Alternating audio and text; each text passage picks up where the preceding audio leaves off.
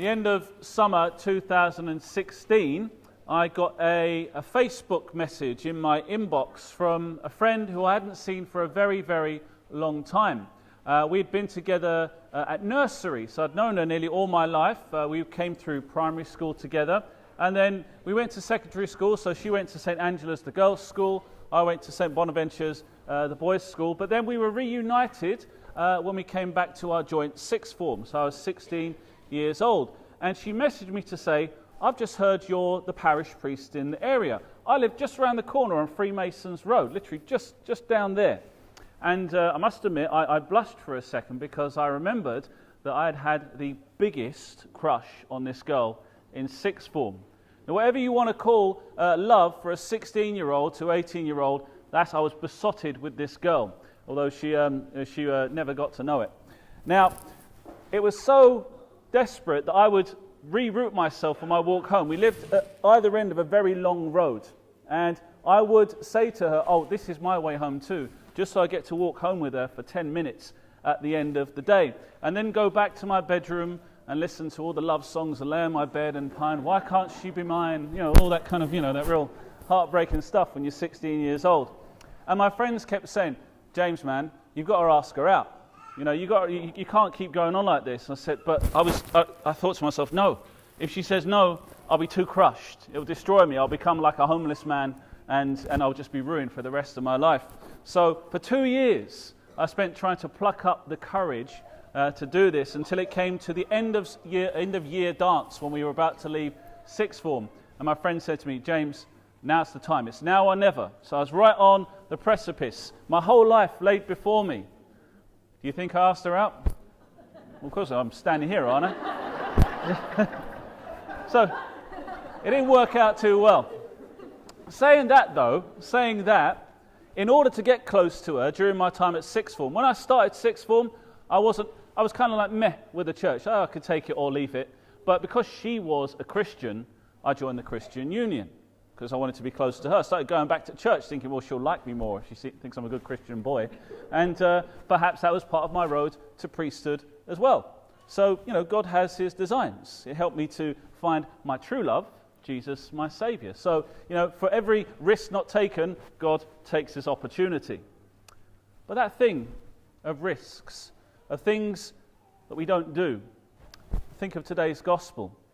We're in John chapter 12. So Jesus is approaching Jerusalem. He's approaching the final week of his life. Previous to this episode, he'd been in Bethany and raised Lazarus from the dead. So he'd become a marked man because the scribes and the Pharisees saw the significance of what he had done. They knew that people witnessing this would follow Jesus and that Jesus would lead them away from their authority. So they plotted to kill him. And Jesus knows this. He knows that his hour is about to come. And so when Andrew and Philip say, some Greeks are here to see you, that means the whole world is converging on Jerusalem to witness this event. And then Jesus says, now the hour has come for the Son of Man to be glorified. Unless a grain of wheat falls to the ground and dies, it remains but a single grain. He knows what's about to happen. He knows the choice he has to make. He is on the very edge of darkness.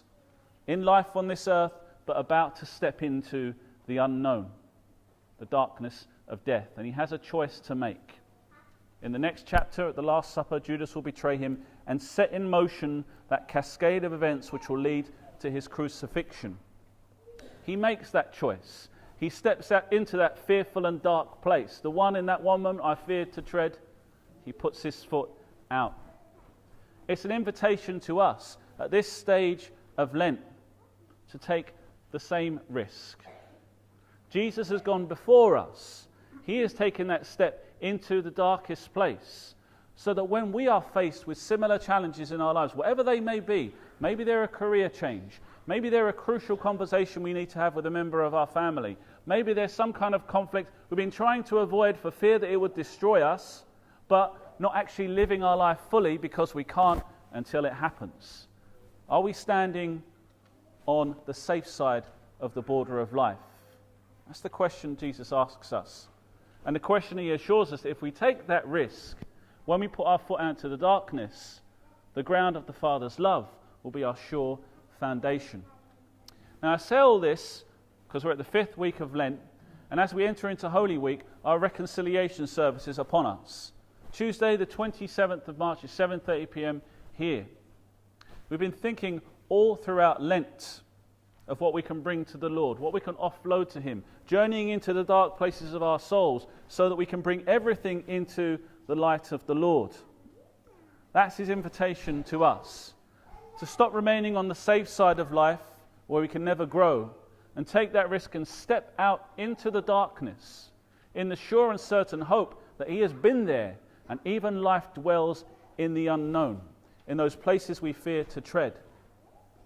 We have 9 more days to examine our hearts, to go into those places and bring them before the Lord and be set free, so that when we celebrate Good Friday with the Lord, we may look forward to, as He did, to the joy of the resurrections, where we are no longer like the people of Jerusalem on Good Friday, mere observers of the Lord's death and resurrection, but full participants in this great joy. Amen.